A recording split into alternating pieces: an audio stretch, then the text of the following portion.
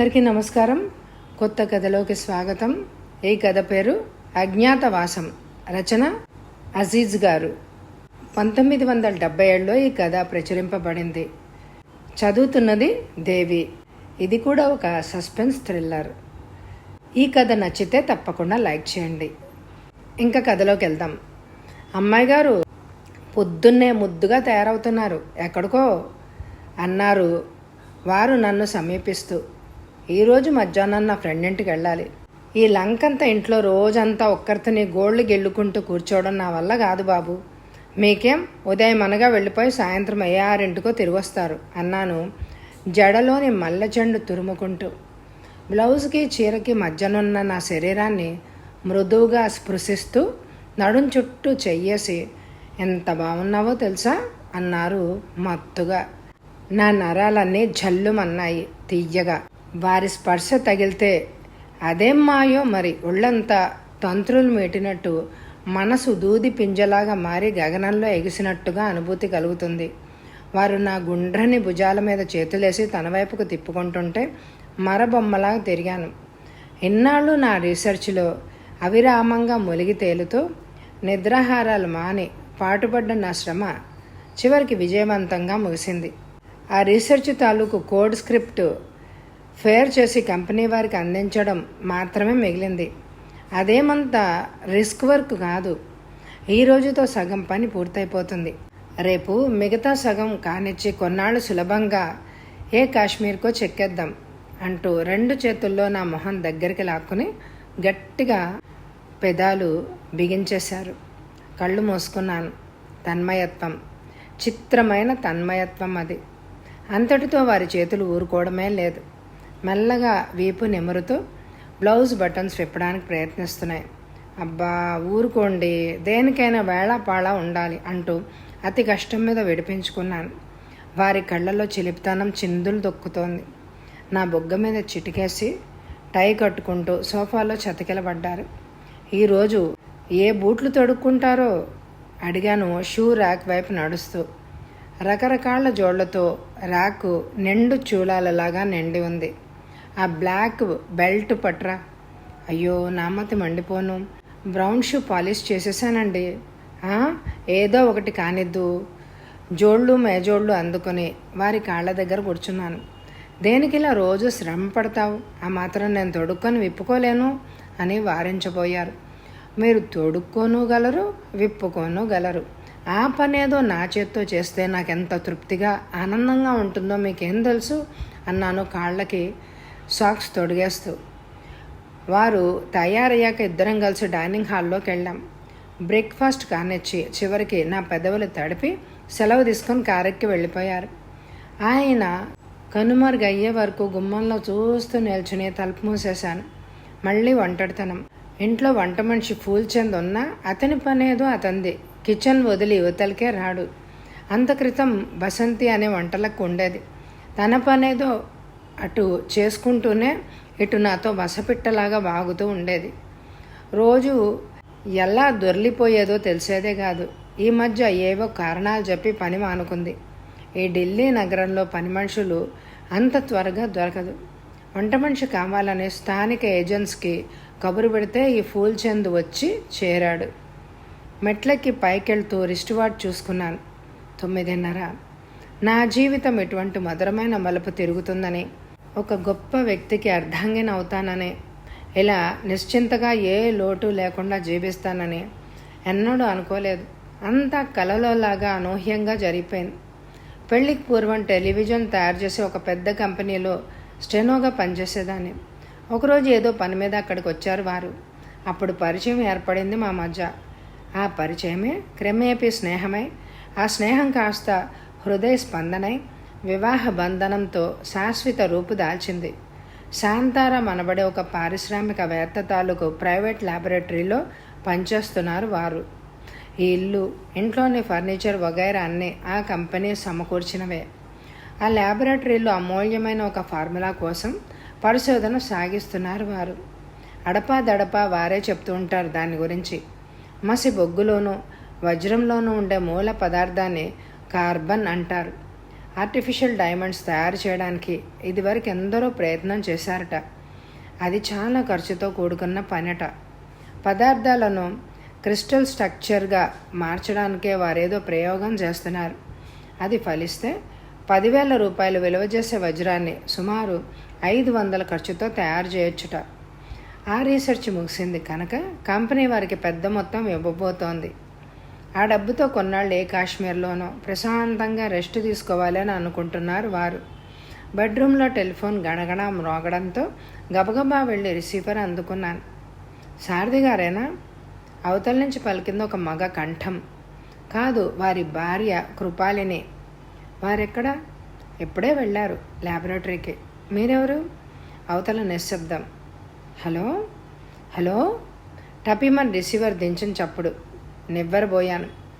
అవతల వ్యక్తి మర్యాదస్తుడై ఉంటే ఇలా ప్రవర్తించడు. అమ్మగారు అన్న పిలుపు విని తలుపు వైపు చూశాను. వంట మనిషి ఫూల్చంద్. ఏమిటి? లంచ్లో ఏం చేయమంటారు? కాగితం మీద వారికి నాకు ఇష్టమైన వెజిటేరియన్ ఐటమ్స్ రాసిచ్చాను. వారానికి సరిపడే కూరగాయలు అవి ఫ్రిడ్జ్లో ఎప్పుడు సిద్ధంగా ఉంటాయి.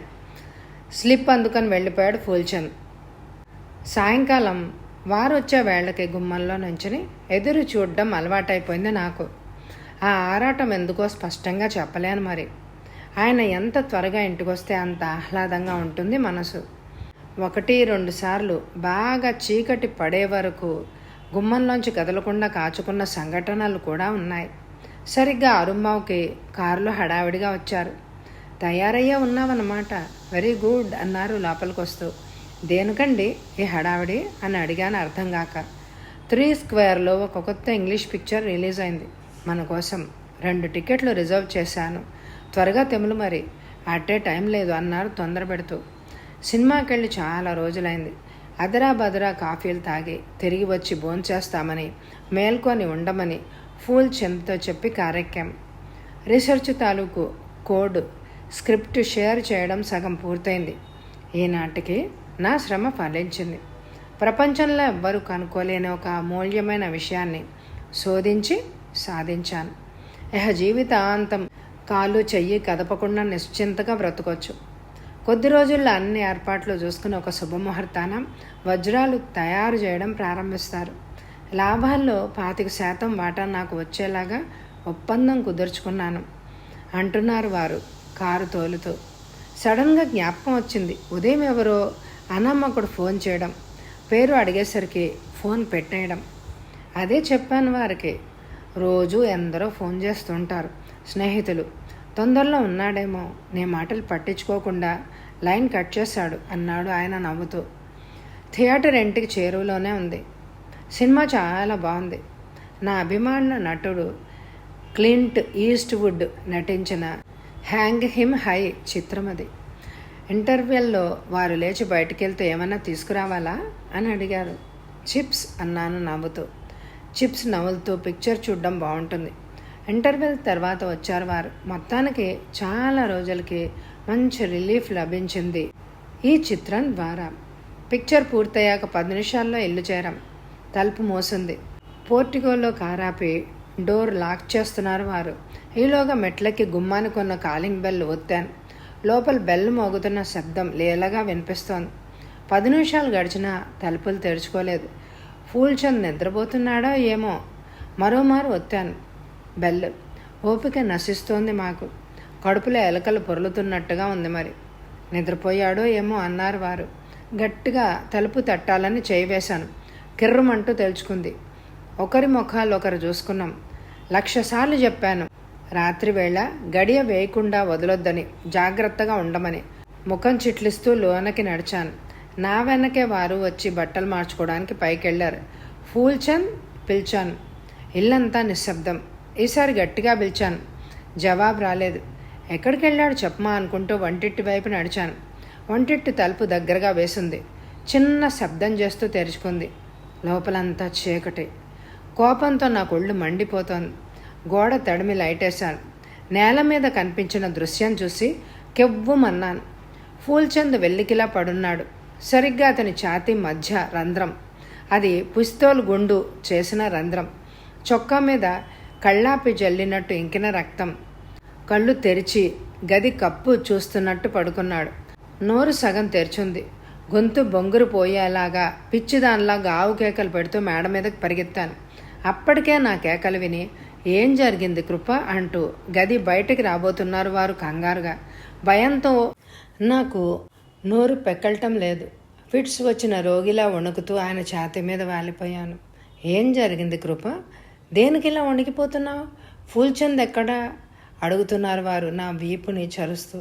అతి కష్టం మీద నోరు విప్పి చెప్పగలిగాను చూసిన దృశ్యాన్ని. ఆశ్చర్యంతో ఆయన కళ్ళు పెద్దవయ్యాయి. అమాంతం నన్ను తీసుకెళ్లి సోఫాలో కూర్చోబెట్టి, మనింట్లో హత్య జరగడం ఏంటి? నువ్వేదో భ్రమపడుతున్నావు, ఎక్కడ కూర్చో, నేనెళ్ళి చూస్తాను అంటూ నన్ను ఒంటరిగా అక్కడే వదిలి వెళ్ళారు. కొద్దిసేపటికి తిరిగి వచ్చి, నువ్వు చూసిందంతా నిజమేనా అడిగారు అనుమానంగా. అదేంటి అన్నాను నివ్వరబోతూ. అయితే శవం ఏదక్కడా? శవం లేదా అడిగాను దిమ్మరపోయి. శవం లేదు, చట్టుబండలు లేదు. అనవసరంగా భయపడ్డావు. నాకు నమ్మశక్యం కావడం లేదు. నా మాట మీద నమ్మకం లేకుంటే రా చూద్దువుగానే అంటూ నన్ను వెంట పెట్టుకుని కిందకి తీసుకెళ్లారు. వంటిట్లోకి వెళ్ళి చూడగానే నా కళ్ళల్లో నింగి నేల తిరగసాగాయి గిరగిర. కనీసం నేల మీద రక్తపు చుక్కలు మరకలు కూడా కనిపించడం లేదు. ఏమిటి మాయ? వారు భుజం తడుతూ పద అన్నారు. మరి ఫూల్చంద్ ఏమయ్యాడు అని అడిగాను అయోమయంగా. ఎక్కడికో వెళ్ళుంటాడు, వస్తాడులే పద అంటూ నన్ను పైకి తీసుకెళ్ళి కాసేపు రెస్ట్ తీసుకో అన్నారు. దేనికైనా మంచిది, ఒకసారి పోలీసులకి ఫోన్ చేసి పిలిపించండి అన్నాను వణుకుతూ. పిచ్చిదానా, వాళ్ళని పిలిపించడానికి కారణం అంటూ ఏదైనా ఉండాలిగా. తెల్లారేలోగా ఫూల్చంద్ రాకుంటే అప్పుడు ఆలోచిద్దాం. ముందు భోంచేసి శుభ్రంగా నిద్రపో. నాకు ఆకలిగా లేదు, మీరు తినండి. నువ్వు లేకుండా నేను ఒక్కడినే తినాలా? బాగుంది, చెరో గ్లాసు పాలు తాగి పడుకుందాం అని పాలల్లో ఓవల్టీన్ కలిపి ఒక గ్లాస్ అందించాడు. కళ్ళు మూసుకొని గటగటా తాగేశాను కషాయంలా. వారు ఇంటి తలుపులు మూసి లైట్ ఆర్పి పక్కన చేరారు. నా కళ్ళ ముందు మాత్రం అదృశ్యమే గిరగిరా తిరుగుతోంది. నేను నిజంగా భ్రమపడ్డానా? అయితే ఫూల్చంద్ ఏమయ్యాడు? ఎక్కడికి వెళ్ళాడు? ఆలోచిస్తూ అలాగే నిద్రలోకి జారుకున్నాను. ఉదయం చాలా పొద్దుపోయాక నిద్ర లేచాం ఇద్దరం. లేవగానే అదరాబదరాగా మంచం దిగి ఇల్లంతా వెతికాను ఫూల్చంద్ కోసం. ఆవిరి గాలిలో అదృశ్యమైనట్టు జాడ లేకుండా ఉన్నాడతను. నాకు అంతా అయోమయంగా ఉంది. దేనికైనా మంచిది, పోలీసులకి జరిగిందంతా చెప్పేయండి అన్నాను వారితో. గబగబా స్నానం అది చేసి తయారై కాఫీ బిస్కెట్లతో టిఫిన్ కానిచ్చి వెళ్ళిపోయారు. పడగదిలో తలుపులు బిగించుకొని కూర్చున్నాను భయంతో. ఆ ఇంట్లో తిరగడానికి చచ్చంత భయంగా ఉంది. సరిగ్గా 10 గంటలకి కాలింగ్ బెల్ మోగింది. వారే అయ్యుంటారని కిందకెళ్ళి హాల్ తలుపు తెరిచాను. పేపర్ కుర్రాడు. పేపర్తో పాటు ఒక కవర్ చేతికిస్తూ, గేటు గుండా మీ ఇంట్లోకి వస్తుంటే ఒక వ్యక్తి అడ్డుపడి ఈ ఉత్తరం మీ ఇంట్లో ఇవ్వమన్నాడు అన్నాడు. కవర్ మీద కేవలం వారి పేరు మాత్రమే రాసి ఉంది. గమ్తో ఓపెన్ ప్లేస్ అతికించి లేదు. లోపల మడతపెట్టిన ఎర్రని కాగితం కనిపించింది. కుర్రాన్ని వెళ్ళమని తలుపు మూసి కవర్లోంచి ఆ కాగితం తీస్తూ సోఫాలో కూలబడ్డాను. ఇంగ్లీష్లో టైప్ చేసిన ఉత్తరం అది. మిస్టర్ సారథి, చాలా రోజుల నుంచి మా మనుషులు నీ మీద కన్నేస్తున్నారు. ఇన్నాళ్ళు నీవు ఆ ల్యాబొరేటరీలో దేని మీద పరిశోధన సాగిస్తున్నావో మాకు తెలుసు. ఆ విషయం ఇతరులు ఎవ్వరికీ తెలియకుండా మీరెన్ని జాగ్రత్తలు పడ్డా లాభం లేకపోయింది. అవిరామంగా కృషి చేస్తూ ఎట్టకేలకు ఈ మధ్య నీవు లక్ష్యం సాధించావు. కంగ్రాచ్యులేషన్స్. ఇక్కడ నాదొక చిన్న విన్నపం. మొక్క నాటి నీరు పోసి పెంచి పెద్ద చేసి దాని ఫలాన్ని తను తినకుండా ఇతరులకి పంచిపెట్టడం అర్థం లేని పని. నీ మేధస్సంతా దారపోసి కనుగొన్న అమూల్య ఫార్ములాని ముందే కోట్లతో కులుకుతున్న శాంతారాంకి ఎందుకు ఇస్తావు? మాకు తెలుసు నీవు పేద కుటుంబంలో పుట్టి స్వయం కృషితో ఎంతవాడివి అయ్యావని. మాతో చేతులు కలుపు. వజ్రాలు తయారు చేయడానికి కావలసిన యంత్ర సామాగ్రి శాంతం మేము ఏర్పాట్లు చేస్తాం. వచ్చే దాంట్లో ఇద్దరం 50-50. కొద్ది రోజుల్లోనే నువ్వు శాంతారాంని తలదన్నే కుబేరుడివి అయిపోతావు. లేని పోని ఆదర్శాలకు పోయి మా అభ్యర్థన తృణీకరిస్తే నీకే నష్టం. మేము అనుకున్నది సాధించే వరకు నిద్రపోం. దురదృష్టవశాత్తు మేము కోరింది మాకు దక్కకపోతే దాన్ని మీకు కూడా దక్కనివ్వం. బాగా ఆలోచించి ఒక నిర్ణయానికి రా. ఒకరోజు గడువిస్తున్నాను. నేను నిర్ణయం తెలుసుకోవడానికి సరిగ్గా రేపు రాత్రి 7 గంటలకి ఫోన్ చేస్తాను. నీవు సరేనంటే సంప్రదింపుల కోసం మనం ఎక్కడ కలుసుకోవాలో తెలియజేస్తాను. అనాలోచితంగా నిన్న రాత్రి మా వల్ల చిన్న పొరపాటు జరిగింది. ఆ ఫార్ములా ల్యాబొరేటరీలో ఉంచకుండా నీ దగ్గర ఇంట్లోనే ఉంచుకున్నావు అని అనుకుని నీవు నీ భార్య సినిమాకి వెళ్ళాక మీ ఇంట్లో ప్రవేశించాం. ఫార్ములా కోసం వెతుకుతుంటే మీ నౌకరు చూసి అడ్డుపడ్డాడు. వాణ్ణి కాల్చి పారేసి ఇల్లంతా వెతికాం. మా శ్రమంతా వృధా అయింది. వెళ్ళిపోదామో అని అనుకుంటుండగా మీరు సినిమా నుంచి వచ్చారు. ఇంట్లో నక్కి దాక్కున్నాం. నీ భార్య నౌకర్ శవం చూసి పైకి పరిగెత్తగానే శవాన్ని మోసిపోయాం. నీ భవిష్యత్తు సగం నీ చేతిలో, సగం మా చేతిలో ఉంది. అతి తెలివికి పోయి మా ఆగ్రహానికి గురికాక తర్వాత చింతించి ఏమీ ప్రయోజనం లేదు. ఇట్లు ఎర్ర దీపం. కృప గుండెల్లో గుర్రాలు దౌడి తీశాయి. సన్నగా జ్వరం వచ్చినట్టు ఒళ్ళు వేడెక్కిపోతోంది. నిశ్చలంగా ప్రశాంతంగా ఉన్న నీటిలో గులకరాయి పడ్డట్టు మనసంతా అల్లకల్లోలంగా అయిపోయింది. క్షణం ఆలస్యం చేయకుండా వారికి ఫోన్ చేసి తక్షణం ఇంటికి రమ్మని చెప్పాను. అరగంట తర్వాత హడావిడిగా వచ్చి మళ్ళీ ఏం జరిగింది అన్నారు. వణికే చేత్తో ఉత్తరం అందించాను. చదివి తెల్లబోయారు. ఇలాంటి విపత్తు ఏదో ముంచుకొస్తుందని నా ప్రయోగాన్ని అతి రహస్యంగా కొనసాగించాను. అయినా ఎవరికో తెలిసిపోయిందన్నమాట. ఇదేదో ఇంటర్నేషనల్ ముఠాయి ఉంటుంది. ఉండు, ఇప్పుడే శాంతారాం గారితో మాట్లాడి వస్తాను. నేనేదో చెప్పబోతుండగానే వచ్చినంత వేగంగా వెళ్ళిపోయారు. ప్రాణాలు అరచేతిలో పెట్టుకుని నిమిషాలు లెక్క పెడుతూ కూర్చున్నాను. సాయంత్రం 6 గంటల ప్రాంతంలో తిరిగి వచ్చి, కృప, ముఖ్యమైన సామాన్లేవో ప్యాక్ చేసి వెంటనే తయారవు. శాంతారాం గారితో మాట్లాడాను. మూడో కంటికి తెలియకుండా మనం ఢిల్లీ నుంచి జారుకొని కొన్నాళ్ళు ఏ మారుమూలో అజ్ఞాతంగా గడపమని సలహా ఇచ్చారు. ఆ ముఠా వాళ్ళు నా కోసం ఢిల్లీ అంతా గాలించి విసిగి నా సంగతి మరిచాక రహస్యంగా తిరిగొచ్చిన ఆ కార్యకలాపాలు కొనసాగించమన్నారు. ఆ ముఠా వాళ్ళకి బెదిరి ఇన్నాళ్ళు నన్ను పోషించి ఆదరించే నా మీద ఎన్నో ఆశలు పెట్టుకున్నా శాంతారాం గారికి నమ్మక ద్రోహం చేయలేను. ఈ సంగతి చెప్పగానే ఆయన మన రక్షణ కోసం క్షణాల్లో అన్ని ఏర్పాట్లు చేశారు. రాత్రి 9:15కి కలకత్తా వెళ్లే ప్లెయిన్లో మన కోసం 2 సీట్లు బుక్ అయి సిద్ధంగా ఉన్నాయి. కలకత్తా చేరగానే ఏదైనా ఇల్లు చూసుకుని శాంతారాం గారి నుంచి మెసేజ్ అందే వరకు గోప్యంగా ఉందాం. ఆలోగా ఆ ముఠా సంగతి ఏమిటో కనుక్కుంటారు. త్వరగా తెములు మరి అన్నారు తొందరపెడుతూ. నా మస్తిష్కం ఆలోచించే ఓపిక కోల్పోయింది. అదరా బదరాగా కావాల్సిన బట్టలు, నిత్యావసర వస్తువులు సూట్ కేసులో సర్ది గబగబా తయారయ్యాను. వారు కూడా ఏవేవో కాగితాలు, 2-3 ఫైళ్ళు బ్రీఫ్ కేసులో సర్దుకున్నారు.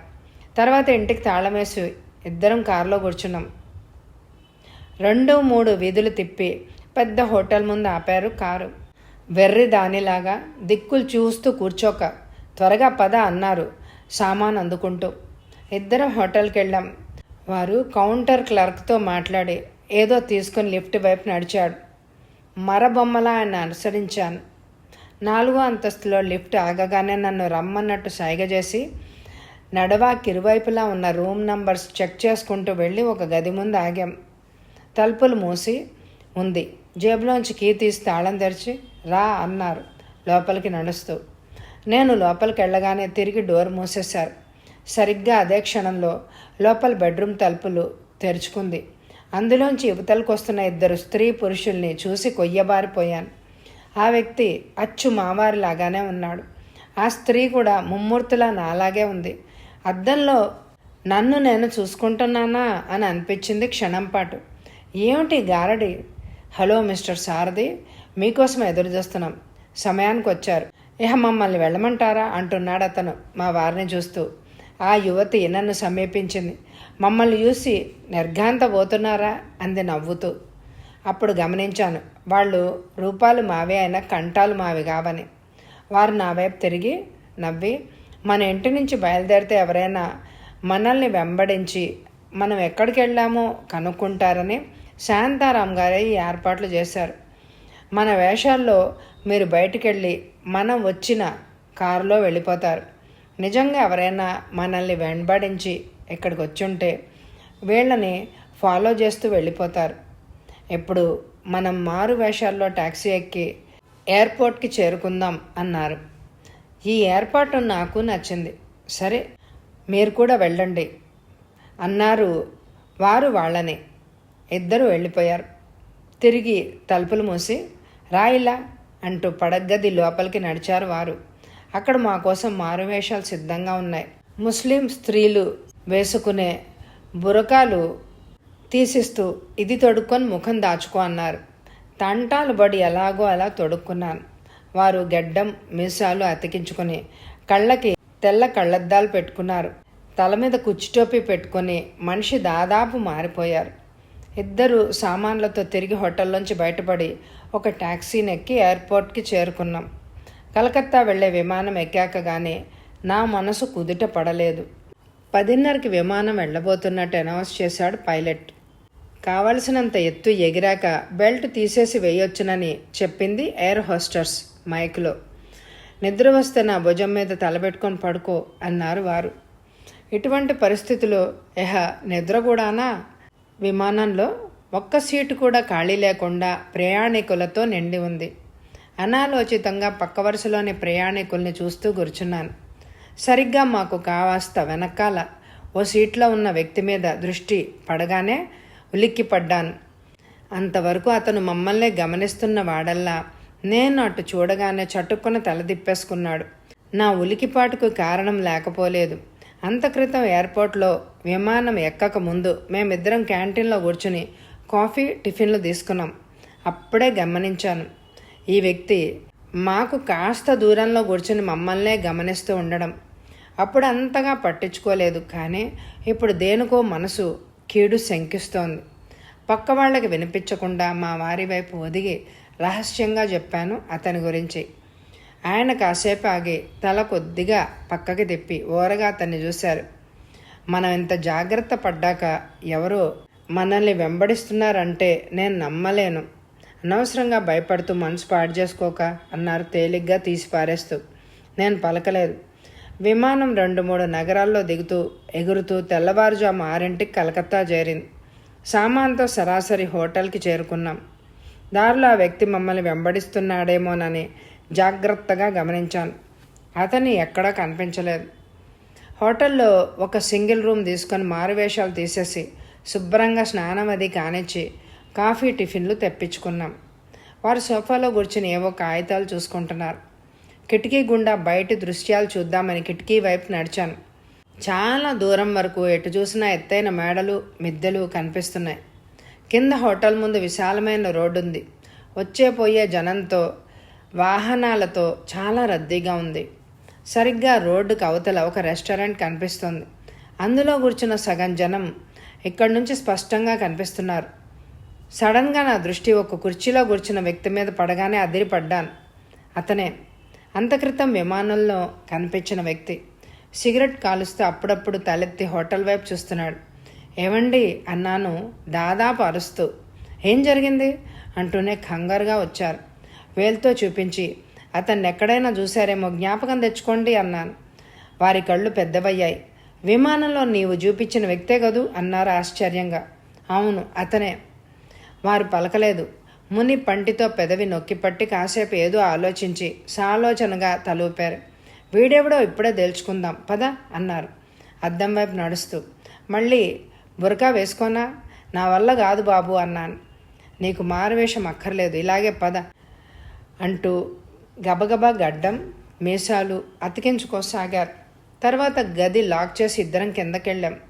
వీధిలో నా వెంట నడుస్తూ అప్పుడప్పుడు ఓరగా అతను మమ్మల్ని ఫాలో అవుతాడేమో అని గమనించాలి. దాంతో శత్రువులు ఆవలిస్తే పేగులు లెక్కబెట్టేవారని, ఢిల్లీ నుంచి మనల్ని వెంబడిస్తూ ఇక్కడి వరకు వచ్చారని, ఎన్ని ఎత్తులు వేసినా వాళ్ళ ముందు చిత్తు కావాల్సిందేనని స్పష్టంగా తెలిసిపోతోంది అన్నారు వారు. చిన్నగా తలూపాను. ఇద్దరం వీధిలో పడి నడవసాగాం. కొంచెం దూరం వెళ్ళాక ఓరగా వెనక్కి చూశాను. నా అనుమానం నిజమైంది. కొంచెం దూరంలో అతను మా వెనకే వస్తున్నాడు చెప్పాను వారికి. సాలోచనగా తలూపారు. ఇంకాస్త దూరం వెళ్ళాక మరోమారు చూశాను. నా గుండె వేగం అందుకుంది. జేబుల్లో చేతులు పెట్టుకొని రోడ్డు మీద జనంలో మేమెక్కడ తప్పిపోతామో అన్నట్టుగా నిశీతంగా మమ్మల్నే చూస్తూ వస్తున్నాడు అతను. సందేహం లేదు, అతను శత్రుపక్షం మనిషే. రా ఇలా అంటూ ఒక ఫోటోగ్రాఫిక్ గూడ్స్ డీలర్ దుకాణం వైపు నడిచారు వారు. ఏం చేస్తారో చూద్దామనుకున్న క్యూరియాసిటీతో అనుసరించాను. ఆ షాప్లో రకరకాల కెమెరాలు, ఫోటోగ్రఫీకి అవసరమయ్యే అన్ని వస్తువులు దొరుకుతాయి. వారు ఒక కెమెరా, ఫిల్ము తీసుకొని గబగబా ఫిల్ము కెమెరాలోకి ఎక్కించేశారు. వీధిలో నడుస్తూ ఒక చోట ఫోటో తీసుకుంటున్నట్టు ఫోజు పెట్టి నిల్చో, నీ ఫోటోలో ఆ వ్యక్తి కూడా పడేటట్టు స్నాప్ తీస్తాను. ఈ సిటీలో నాకు తెలిసిన ఒక పోలీస్ ఇన్స్పెక్టర్ ఉన్నాడు. ఆ ఫోటో ఎన్లార్జ్ చేసి అతని సహాయంతో వీడి అంత చూస్తాను అన్నారు. త్వరగా ఏదో ఒకటి చేసి వీడి పీడ విరగజేయండి. ఏ ఆపద తెచ్చిపెడతాడో ఏమిటో అన్నాను భయంగా. షాప్లోంచి బయటికి వెళ్తూ తలదిప్పి చూశాను. ఆ వ్యక్తి కొద్ది దూరంలో టెలిఫోన్ స్తంభానికి ఆనుకొని నిల్చున్నాడు ఫుట్పాత్ మీద. ఇద్దరం మళ్ళీ ముందుకు సాగాం. వారు చెప్పినట్టు ఫోటో తీసుకోవడానికి అనుకూలంగా ఉన్న ఓ చోట ఫోజ్ పెట్టి నిల్చున్నాను. వారు కెమెరాలోంచి యాంగిల్స్ చూసుకుంటూ క్లిక్ మనిపించారు. ఇద్దరం తిరిగి నడక సాగించాం. ఫోటోలో వాడు పడ్డాడా అడిగాను మెల్లగా. ఆయన తలూపి, ఏదైనా స్టూడియోలో ఈ ఫిల్మ్ కడిగించి కాపీలు తీయించి టాక్సీలో ఇన్స్పెక్టర్ దగ్గరికి వెళ్తాను. నీవు కాసేపు అక్కడ తిరిగి హోటల్కి వెళ్ళిపో అన్నారు. ఆయన్ని ఒంటరిగా వదలడానికి మనసు ఒప్పడం లేదు. చేసేదేం లేక తలూపాను. కొంచెం దూరం వెంట నడిచి ఒక టాక్సీ ఆపి ఎక్కి వెళ్ళిపోయారు. నేను వెంటనే పక్కనున్న ఒక ఫ్యాన్సీ షాప్లో దూరి ద్వారం పక్క నక్కి ఆ వ్యక్తి చర్యలు గమనించసాగాను. రోడ్డు పక్క ఆగి ఉన్న టాక్సీ దగ్గర వంగి డ్రైవర్తో ఏదో అంటున్నాడు. తర్వాత బ్యాక్ డోర్ తెరిచి లోన కూర్చున్నాడు. ఆ టాక్సీ స్టార్ట్ అయింది. వారు వెళ్ళిన వైపు పరిగెత్తింది. దానిలాగే నా గుండె కూడా ఉరకలు వేశాయి భయంతో. ఆ షాప్లో నాకు కావాల్సిన కాస్మెటిక్ ఐటమ్స్ 2-3 కొని కొన్ని గంటలు అక్కడ తిరిగి ఖాళీ నడకనే హోటల్కి బయలుదేరాను. లిఫ్ట్ ద్వారా పైకెళ్ళి రూమ్ చేరుకున్నాను. పర్సులోంచి తాళం చెవి తీసి లాక్ తెరిచాను. తలుపు తోసి లోపలికి వెళ్ళి తిరిగి మూసేశాను. బాగా తిరగడం వల్ల చెమట పోసి చిట్టపట్టమంటోంది. వారెప్పుడు తిరిగి వస్తారో ఏమో, ఈలోగా కాస్త చన్నీళ్లు పోసుకుంటే మనసు తేలిక పడుతుంది అని అనుకుంటూ టవల్ సోప్ అందుకొని బాత్రూమ్ వైపు నడిచాను. తలుపు తోశాను. లోపల అడుగుపెట్టి భయంతో గావు కేక పెట్టాను. బాతింగ్ టబ్లో నీళ్ల మధ్య కూర్చుంది ఒక ఆకారం. ఫుల్ సూటు, మెడలో టై, సరిగ్గా గుండె దగ్గర రంధ్రం. ఆ రంధ్రం గుండా కారి టబ్లో నీళ్లు ఎర్రగా మార్చిన రక్తం. కళ్ళు మూతలు పడుతున్నాయి. చేతులు 2 ఆకుకూర కాడల్లాగా టబ్బుకి ఇరువైపులా వేలాడుతున్నాయి. అతను ఎవరో కాదు, అంత క్రితం మమ్మల్ని వెంబడించిన వ్యక్తి. ఇక్కడికి ఎలా వచ్చాడు? ఎవరు చంపారు? నా కాళ్ళు చేతులు వేపాకుల్లాగా గజగజ వణికిపోతున్నాయి. హోటల్ వాళ్ళకి మా గదిలో ఒక శవం ఉందని తెలిస్తే ఏం గొడవ ముంచుకొస్తుందో. ఏది ఏమైనా వారు వచ్చే వరకు కింద రిసెప్షన్లో కూర్చోవడం ఉత్తమం అనుకుంటూ గబాల్న బాత్రూమ్ తలుపు మూసి గదిలోంచి బయటపడ్డాను. తలుపుకి తాళం వేసి లిఫ్ట్లో కిందకెళ్ళి ఓ సోఫాలో చతికిలబడ్డాను. అక్కడి నుంచి హోటల్లోకి వచ్చే పోయే జనం కనిపిస్తున్నారు. తల భారంగా ఉంది. మస్తిష్కం ఆలోచనారహితమై మొద్దుబారిపోయింది. ఎంతసేపు కాచుకునే అవసరం లేకుండా అరగంటలోనే వారు హోటల్లో ప్రవేశించారు. అంతకుముందు నిండుగా ఉన్న ఆయన మొహం ఇప్పుడు వాడిపోయి పీక్కిపోయింది. టైఫాయిడ్ రోగిలాగా చాలా నీరసంగా కనిపిస్తున్నారు. ఉన్న పడాన లేచి ఆయన దగ్గరికి వెళ్ళాను. నువ్వెప్పుడొచ్చావు అడిగారు ఆశ్చర్యంగా. ఇప్పుడే అంటూ ఏదో చెప్పబోయాను. ఆయన చెప్పనివ్వకుండా ఉష్ అని వారించి తనతో రమ్మని సైగ చేసి లిఫ్ట్ వైపు నడిచారు. మౌనంగా అనుసరించాను. ఇద్దరం పైకెళ్ళి గదిని సమీపించాం. ఆయన తలుపులు తెరుస్తూ నువ్వేం చెప్పదలుచుకున్నావో నాకు తెలుసు అన్నారు. ఎలా తెలుసు అడిగాను నివ్వరబోయి. ఆ వ్యక్తిని చంపింది నేనే అన్నారు గదిలోకి అడుగు పెడుతూ. నా నోట మాట పెకలేదు. ఇంకా అక్కడే నుంచున్నామే, రా లోపలికి అంటూ నా చేయి పట్టి లాగి తలుపులు మూసేశారు. నిన్ను బజార్లో వదిలి నేను టాక్సీలో తిన్నగా ఓ స్టూడియోలోకి వెళ్ళాను. దారిలో సగం దూరం వరకు అతను నన్ను వెంబడించాడు. నేను స్టూడియోలోకి వెళ్ళగానే అతని టాక్సీ వెనుతిరిగి వెళ్ళిపోయింది. నేను ఫోటోలు తీయించి తిన్నగా సిటీ క్రైమ్ బ్రాంచ్కి వెళ్ళి నా స్నేహితుడి కోసం ఆరా తీశాను.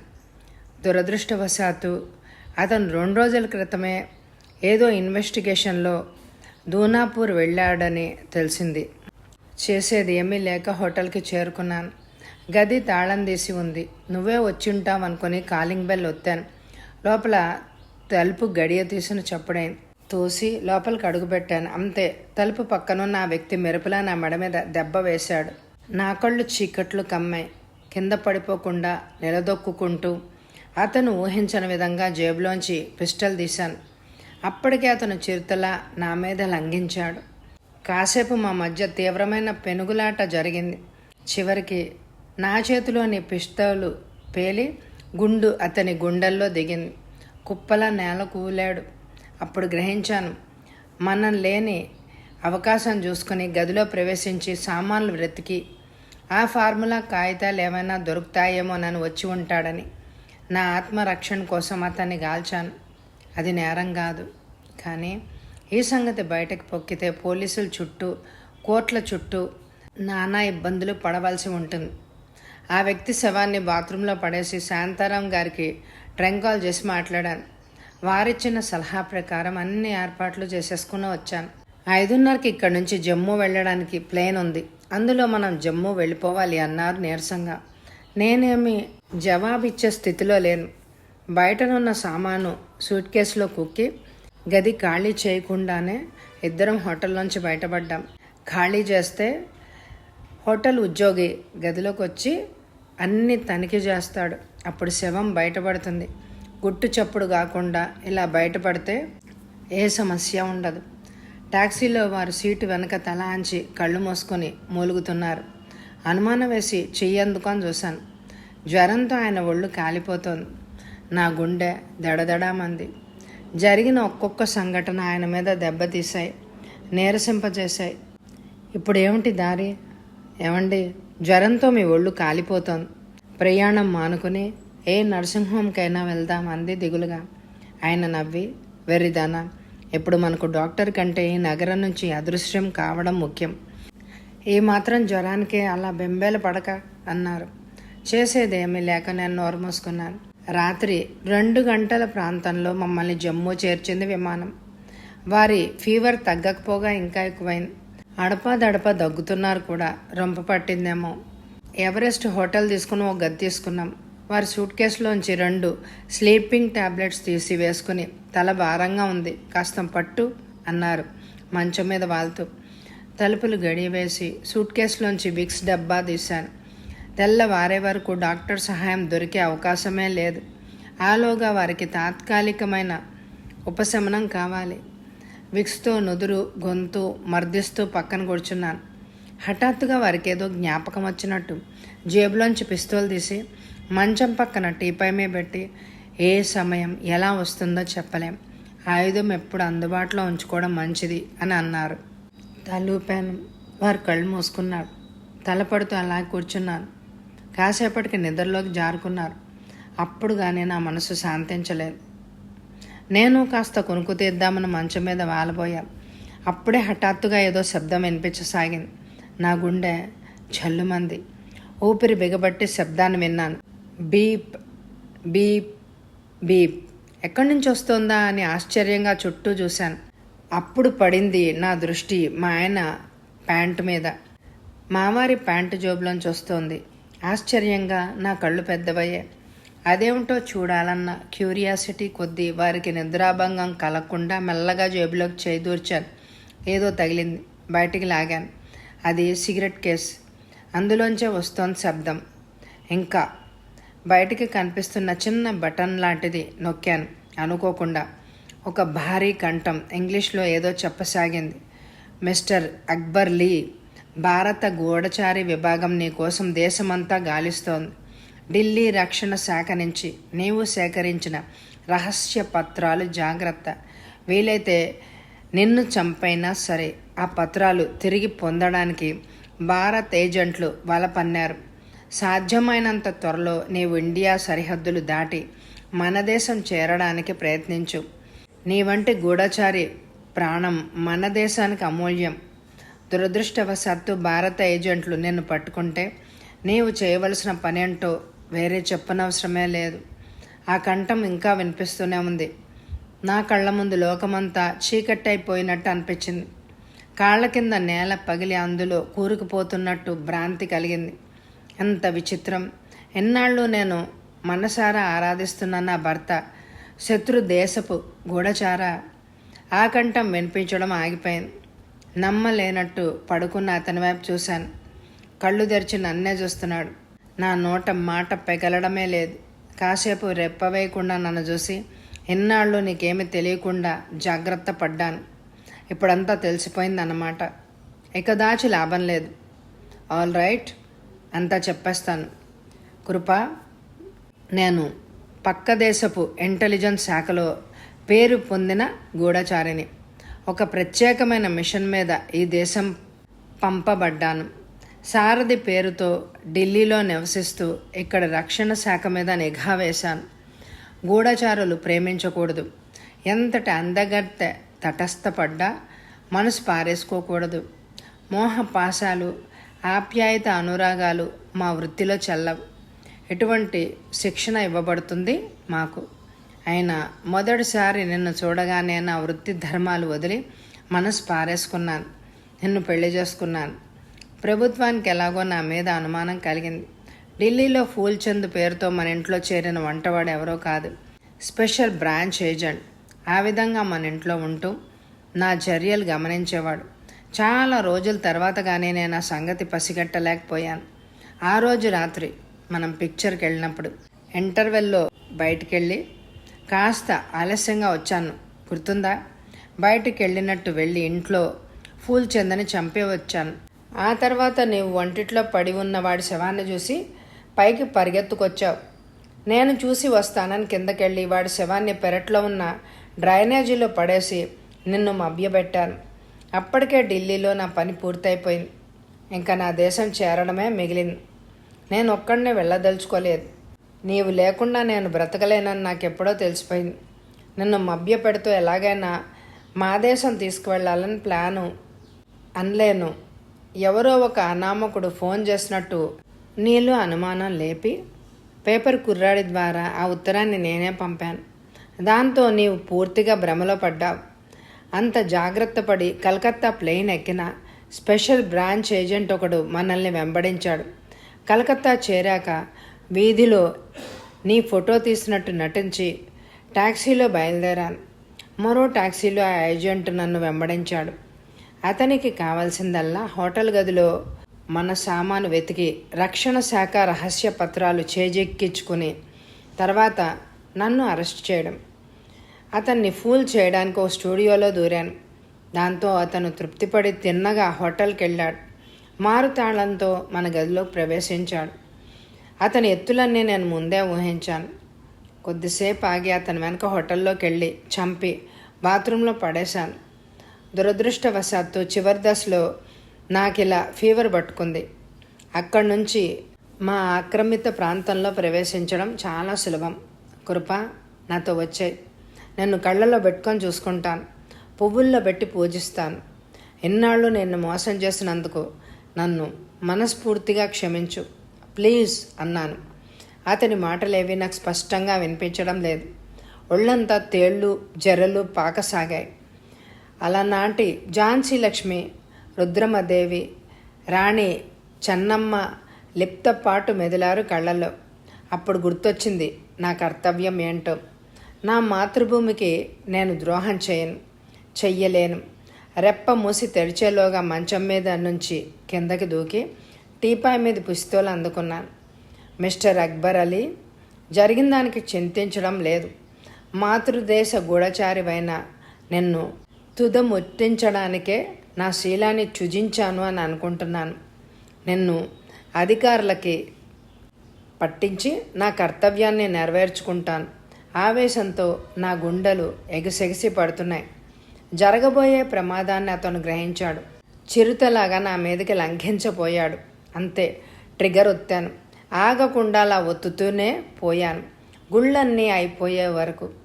అతను కాండం నరికిన చెట్టులా రక్తం కారుతున్న గాయాలతో కిందకు కూలాడు. 6 గుళ్లలో 3 మిస్ అయ్యాయి. 3 అతని శరీరంలో తిష్టవేశాయి. కింద పడి విలవిలా తన్నుకుంటున్నాడు. క్షణం వృధా చేయకుండా ఫోన్ వైపు పరిగెత్తి ఆపరేటర్తో స్థానిక పోలీస్ స్టేషన్కి లైన్ కలపమని చెప్పాను. లైను దొరకగానే వాళ్ళని తక్షణం బయలుదేరి రమ్మన్నాను. 15 గంటల హుటాహుటిన వచ్చారు అధికారులు. అతను ఇంకా కొన ఊపిరితో ఉన్నాడు. గుళ్ళు ప్రాణం పోయే ప్రదేశాల్లో తగలలేదు. తక్షణం అతన్ని హాస్పిటల్కి చేర్చేశాను. మా సామాను వెతికి అతని సూట్ కేసు, సీక్రెట్ అరలో ఉన్న రహస్య పత్రాలు స్వాధీనం చేసుకోబడ్డాయి. ఈ విధంగా శిథిలమైంది నా జీవితం.